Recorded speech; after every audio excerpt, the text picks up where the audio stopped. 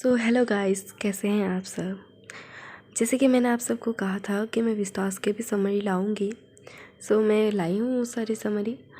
So start करते हैं। आप सब ध्यान से सुनिएगा। फर्स्ट हम लोग देखेंगे शुड विजार्ड हिट मॉमी। इस कहानी में क्या होता है। इस कहानी में दो कैरेक्टर मेनली है। एक है पापा और उसका जो है एक बेटी। उन दोनों के ऊपर कहानी बेस्ड है। वैसे तो पापा जो है उनका नाम है जैक क्लेयर और उनकी एक बेटा है और एक बेटी है। बेटी जो है वो 4 साल की है जिसका नाम है जो, और 2 साल का एक बेटा है जिसका नाम है बॉबी। ये कहानी जो है पापा और जो के ऊपर ही पूरी है। मतलब क्या होता है, पापा रोज़ जो को कहानी सुनाते हैं। तो इतनी सारी कहानी सुना चुके हैं कि उनके पास अभी कोई कहानी नहीं बचा है सुनाने के लिए। तो वो रोज़ एक ही कैरेक्टर को अलग अलग मतलब रूप से दर्शाते हैं। जैसे कि एक उनका मेन कैरेक्टर है वो है रोजी। रोजी जो है वो हर बार अलग अलग उसका कैरेक्टर होता है। मतलब वो कभी स्क्वेरल के रूप में आता है, कभी फिश के रूप में आता है, अलग अलग एनिमल के कैरेक्टर में आता है वो। इस बार की कहानी ऐसी थी कि पापा ने उसको सुनाया कि स्कंक था जिससे बैड स्मेल आती है, इसीलिए उसके साथ कोई भी नहीं खेलता था। इसलिए वो हमेशा उदास रहता था क्योंकि उसके सब लोग उससे दूर भागते थे। ऐसे ही एक दिन सब जब उससे दूर भाग रहे, कोई नहीं खेल रहा था, तो बहुत उदास हो गया और उसने वाइस ऑल के पास गया। वाइस ऑल जो है उसको मतलब सब चीज़ों की जानकारी, वो सबको ज्ञान बांटता था। मतलब क्या करना चाहिए क्या नहीं करता, हर मुश्किल से निकालता था। वाइस ऑल के पास गया तो वाइस ऑल उसको विजार्ड के पास लेके गया। फिर विजार्ड ने उससे पूछा कि क्या हुआ। तो फिर वो जो स्कंक है उसने अपनी सारी बातें कही कि मुझसे बैड स्मेल आती है, इसलिए कोई भी मुझसे बात नहीं करता, कोई भी दोस्ती नहीं करता, कोई भी नहीं खेलता है। तो विजार्ड ने कहा ठीक है, मैं इस प्रॉब्लम का सलूशन तुमको दूंगा, लेकिन तुम्हें उसके लिए 7 पेनीज देनी पड़ेगी। लेकिन स्कंक के पास ओनली 4 पेनीज थे। उसने कहा कि मेरे पास सिर्फ 4 पेनीज है। तो विजार्ड ने कहा कि तुम कुएं के पास जाओ और वहाँ से 3 पेनीज लेके आओ। फिर स्कंक ने वैसा ही किया, 3 पेनीज लेके आए। फिर 7 पेनीज विजार्ड को दी। फिर विजार्ड को देने के बाद विजार्ड ने उसकी जो बैड स्मेल थी उसे रोज़ के स्मेल में चेंज कर दिया। फिर स्कंक के मतलब स्कंक से रोज़ की स्मेल आने लगी। तो सब लोग उसकी तरफ अट्रैक्ट होने लगे, सब लोग उसके साथ दोस्ती करने लगे, सब लोग उसके साथ खेलने लगे। तो पूरा दिन हंसते खेलते उसने बिताया। फिर जब शाम हो गई तो सब लोग अपने घर गए। वैसे ही स्कंक भी अपने घर गया। जब वो घर पहुंचा तो स्कंक की मम्मी ने कहा कि ये अजीब सी बदबू कहाँ से आ रही है। फिर स्कंक ने कहा यह बदबू नहीं, ये खुशबू है, ये रोज़ की खुशबू है। फिर स्कंक की मम्मी ने कहा नहीं, ये बदबू है, तुमने क्या किया है। और स्कंक की मम्मी को बहुत मतलब गुस्सा आया।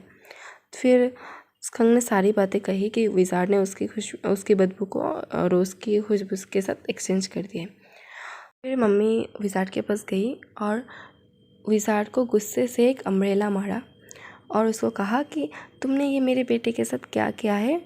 उसकी जो ओरिजिनल जो सुगंध है वो उसको वापस दे दो, हमें रोज़ की स्मेल नहीं चाहिए। फिर विजार्ड ने ऐसा ही किया।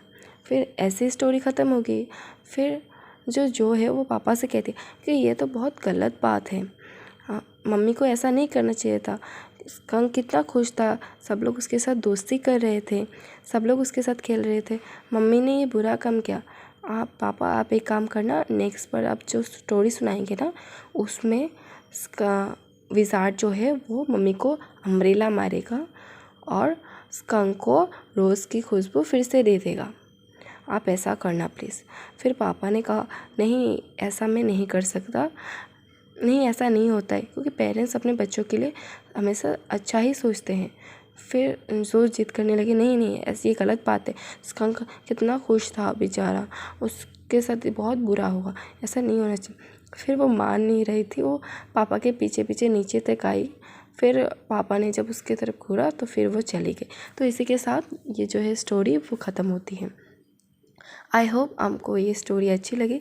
अभी हम लोग नेक्स्ट स्टोरी की तरफ चलते हैं, जिसका नाम है on the face of it. On the face of it, इसमें दो कैरेक्टर है, सेम उस स्टोरी की तरह ही दो कैरेक्टर मेन है। एक है मिस्टर लैम और एक है डेरी। मिस्टर लैम जो है वो एक ओल्ड मैन है, वो मतलब थोड़े उनकी उम्र हो चुकी है, और डेरी जो है एक छोटा सा बच्चा है 14 साल का। फिर दोनों में कुछ कुछ कमी है। मतलब मिस्टर लैम का जो है एक टांग 3 का है, मतलब कटी हुई है एक टांग, जो वार की वजह से हुई थी। और दूसरी तरफ डेरी, जिसका आधा फेस एसिड से जल गया है। लेकिन उन दोनों में एक डिफरेंस है कि मिस्टर लैम जो है वो पूरे पॉजिटिव एटीट्यूड से भरे हुए हैं, वो हमेशा खुश रहते हैं, उन्हें किसी भी बात का बुरा नहीं लगता। लेकिन दूसरी तरफ डेरी है जो हमेशा अनहैप्पी रहता है, जो कभी मतलब पॉजिटिव नहीं रहता, हर टाइम नेगेटिव थॉट से भरा हुआ रहता है, और लोग उसको जो जो बोलते हैं उसको बहुत बुरा लगता है, वो हमेशा इसलिए उदास रहता है। सो ये कहानी ऐसे स्टार्ट होती है। एक दिन जो है डेरी जो है वो दीवार को क्रॉस करके नीचे आया, दूसरे के कंपाउंड में घुस गया दीवार क्रॉस करके। क्यों दीवार क्रॉस किया? क्योंकि वहाँ पर एक एप्पल ट्री था, एप्पल चाहिए था उसे। फिर वो जब क्रॉस करके नीचे उतरा तो उसने अचानक से मिस्टर लैम को देखा, तो वो डर गया। उसने कहा सॉरी, मैं यहाँ चोरी करने के लिए नहीं, मुझे बस एप्पल चाहिए था, मैं एप्पल लेने के लिए आया था। फिर मिस्टर लैम ने हंसते हुए कहा, तो इसमें दीवार कूद के आने की क्या ज़रूरत थी? तुम गेट से भी आ सकते थे, मेरा गेट तो हमेशा खुला रहता है सबके लिए। फिर ऐसे बोलते हुए मिस्टर लैम ने एक एप्पल जो है डेरी को दिया।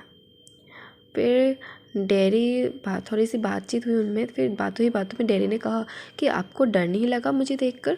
सब डरते हैं मुझसे और मुझे रिमार्क्स भी देते हैं, लेकिन आपको डर नहीं लगा और आपने मुझे रिमार्क्स भी नहीं दिया, क्यों?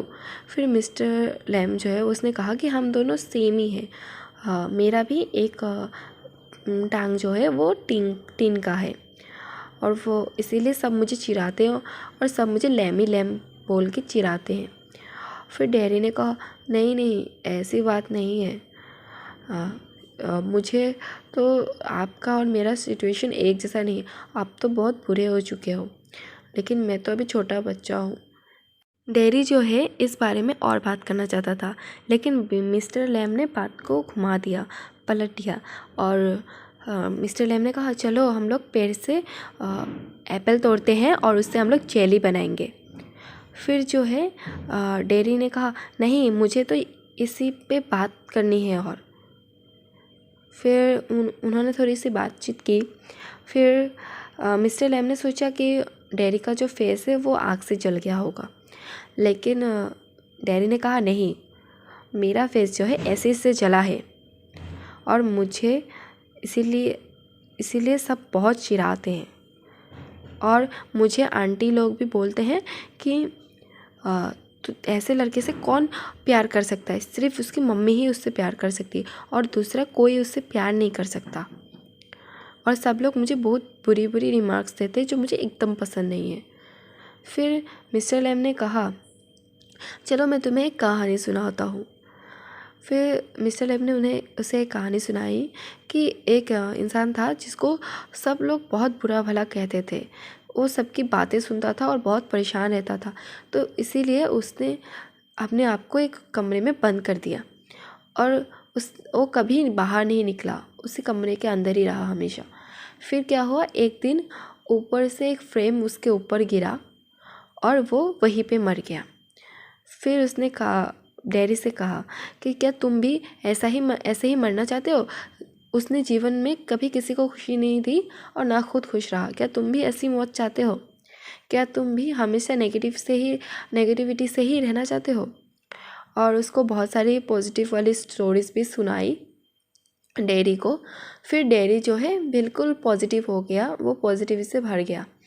फिर ऐसे ही वो लोग बात करते रहे। फिर थोड़ी देर बाद क्योंकि बहुत देर हो चुकी थी, डैरी ने मिस्टर लैम से कहा कि अभी बहुत देर हो चुकी है, मैं अभी घर जाता हूँ और मैं वापस दोबारा ज़रूर आऊँगा। फिर मिस्टर लैम ने कहा सब ऐसा ही कहते हैं लेकिन कोई वापस नहीं आता। फिर डैरी ने कहा नहीं, मैं ज़रूर आऊँगा। फिर डैरी घर गया और अपनी मम्मी को सारी बातें बताई कि कैसे मिस्टर लैम के बिहेवियर से, बातों से मैं पूरा पॉजिटिव से भर गया हूँ, मैं पॉजिटिव इंसान बन गया हूँ। फिर वो ऐसे बोल के थोड़ी देर बाद उसे मिस्टर लैम की याद आई, तो डैरी मिस्टर लैम से मिलने के लिए चला आया। फिर जब वो गेट के सामने पहुंचा तो उसने देखा कि मिस्टर लैम जो है वो मतलब पेड़ के ऊपर चढ़े थे एप्पल तोड़ने के लिए, तो वो वहाँ से गिर गए। फिर वो गिर के वहीं मर गए। फिर डैडी जो है दौड़ के आया, लेकिन वो कुछ बोल नहीं पाया, लेकिन उसने सिर्फ एक ही बोला, मिस्टर लैम मैं आया था। लेकिन इसी में हमारी स्टोरी जो है वो ख़त्म होती है। आई होप आपको ये स्टोरी अच्छी लगी होगी। Even tries on A level.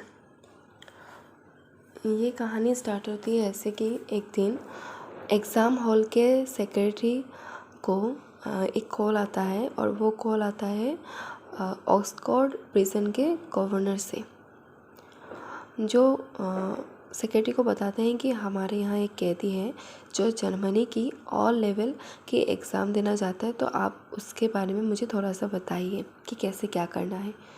But वो अच्छा है, वो पढ़ता भी है और वो बाकी कैदियों से अलग भी है, लेकिन उसने बहुत बार जेल से भागने की कोशिश की है। उसने 3 बार ऑलरेडी जेल से भागने की कोशिश की है, इसलिए हम उसे एग्ज़ाम हॉल में तो नहीं लेके आ सकते, लेकिन यहीं पे जेल में ही उसको एग्ज़ाम देने को चाहते हैं हम लोग। फिर सेक्रेटरी कहते हैं ठीक है, लेकिन उसके लिए आपको एक अलग सा सेल देना पड़ेगा जहाँ जो है वो टीचर उनका एग्ज़ाम ले सके। फिर गवर्नर ने कहा कि उसकी कोई ज़रूरत नहीं है क्योंकि उसके पास अपना एक सेल है। फिर उन्होंने सब फिक्स किया कि किस दिन उसे एग्ज़ाम देना, इवेंट्स को एग्ज़ाम देना है। फिर उसके बाद एग्ज़ाम के दिन जैक्सन एंड स्टीफेंस ने इवेंट्स को विज़िट किया, और एग्ज़ाम स्टार्ट होने के आधे घंटे पहले जैक्सन और स्टीफन ने उसे ऑल द बेस्ट कहा एग्ज़ाम के लिए। और फिर इवन जो है वो बहुत साफ़ किस्म का आदमी था, वो हमेशा साफ़ सुथरे रहता था। तो फिर उसके पास एक नाखून काटने की एक ब्लेड थी। फिर उसने वो पूछा उन लोगों से कि मेरा ब्लेड किसने लिया, तो उन लोगों ने कहा कि हमने लिया है क्योंकि तुम्हारा कोई भरोसा नहीं, क्या पता तुम खुद अपना ही गला काट लो और हमारे ऊपर उपकार करके चला जाओ। फिर ये सब उन लोगों के बीच में थोड़ी सी बातचीत हुई। फिर इवेंट्स को थोड़ा साफ़ सुथरा होने के लिए दिया, स्टीफन ने उन्हें ब्लेड दिया ताकि वो शेव कर सके, अपनी दाढ़ी बना सके। फिर जो है जब टीचर आए तो उन्हें भी चेक किया गया कि उनके पास कोई डेंजरस चीज़ तो नहीं है, क्योंकि इवन का कोई भरोसा नहीं है, वो टीचर को भी हार्म कर सकते थे उनकी ये चीज़ लेकर। सो इसीलिए उन्हें भी अच्छे से चेक किया गया, और चेक करने के बाद उन्हें ले जाया गया इवेंट्स के सेल में। फिर इवेंट्स जो है उसने टेस्ट दिया।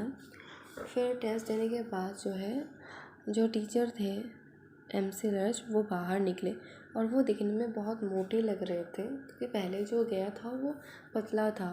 फिर भी उन्होंने जो थे उनके साथ जो 2 ऑफिसर्स थे, जिनका नाम भी आपको बता देते हैं ताकि आपको कन्फ्यूजन ना हो, जिनका नाम है जैक्सन और स्टीफन।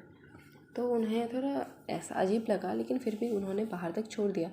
फिर जब वो लोग छोड़ने जा रहे थे तो उन लोगों ने देखा कि कहीं हमने इवेंट्स का सेल खुला तो नहीं छोड़ा, कहीं हमने अच्छे से बंद तो नहीं किया, नहीं तो वो भाग जाएगा, वो फिर से भागने की कोशिश कर सकता है।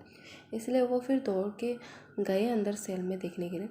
तो उन्हें क्या मिला कि MC लर्च जो है वो पूरे खून से लगभग सेल में ही है, सेल में बंधे हुए हैं, पड़े हुए हैं। तो उन्हें लगा जो भाग गया वो स्टीफन है। तो फिर उन्होंने भाग कर देखा लेकिन उन्हें नहीं मिला, तो उन्होंने एम्बुलेंस को फ़ोन किया। फिर एम्बुलेंस आई और MC लर्ज को लेके चली गई। फिर जो है उन्होंने उस जो पहले गए थे उन्हें बहुत ढूंढा कि इवेंट्स कहाँ चला, लेकिन उन्हें मिला नहीं कहीं भी। और फिर मिला, MC लर्ज मिले उधर उन्हें, MC लर्ज ही मिले उन्हें उधर। फिर उन्होंने सोचा, तो फिर हमने मेडिकल में जो लेके गया, मतलब एम्बुलेंस में जो लेके गए वो कौन थे। फिर उन्होंने जब चेक किया तो उनको पता चला कि हॉस्पिटल में तो कोई गए ही नहीं, मतलब उनको पता चल गया कि वही इवांस था। फिर इवांस तो आराम से होटल में जा रहा, होटल में पहुंच चुका था और वो वहाँ पर बहुत खुश था कि फाइनली वो भागने में कामयाब हो गया। फिर उसने अचानक से गवर्नर को देखा और वो शॉक्ड हो गया। गवर्नर को देखकर वो शॉक्ड हो गया कि कैसे पता चला उनको। फिर उन्होंने गवर्नर से पूछा कि आपको कैसे पता चला कि मैं इधर आया हूँ, कि मैं इधर ही हूँ, आपको कैसे पता चला। इवेंस बहुत शॉक में था। फिर जो है वो लोग होटल में ही थे ना, वो लोग तो बातचीत कर रहे थे वो लोग। फिर गवर्नर ने कहा कि तुम्हारे वहाँ पर जो गोल्डन लायन था लिखा था इंडेक्स में, उन सब से मुझे पता चल गया कि तुम इसी होटल में हो। उससे मैंने तुम्हें ट्रैक किया। फिर ये सुनकर इवन शॉक्ड हो गया। फिर वो लोग होटल के लॉबी में थे।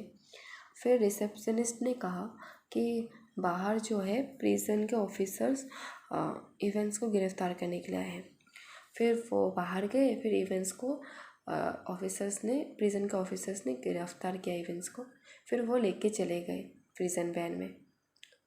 फिर तब गवर्नमेंट बहुत खुश हुआ कि फाइनली मैंने चौथी बार इवेंट्स को भागने से रोक लिया। लेकिन जब इवेंट्स को लेके जा रहे थे वो लोग, तो बीच रास्ते में ही प्रिजन ऑफिसर्स ने खोल दिया वैन का लॉक और हथकड़ी जो बांधी थी वो भी खोल दी। और फिर इवेंट्स फोर्थ बार भागने में कामयाब हो गए और चला गया। और वो इसीलिए संभव हुआ क्योंकि जो बाहर ऑफिसर्स थे, प्रिजन ऑफिसर्स, वो भी इवेंट्स के ही आदमी थे। सो फाइनली इवेंट्स भागने में कामयाब हो गया।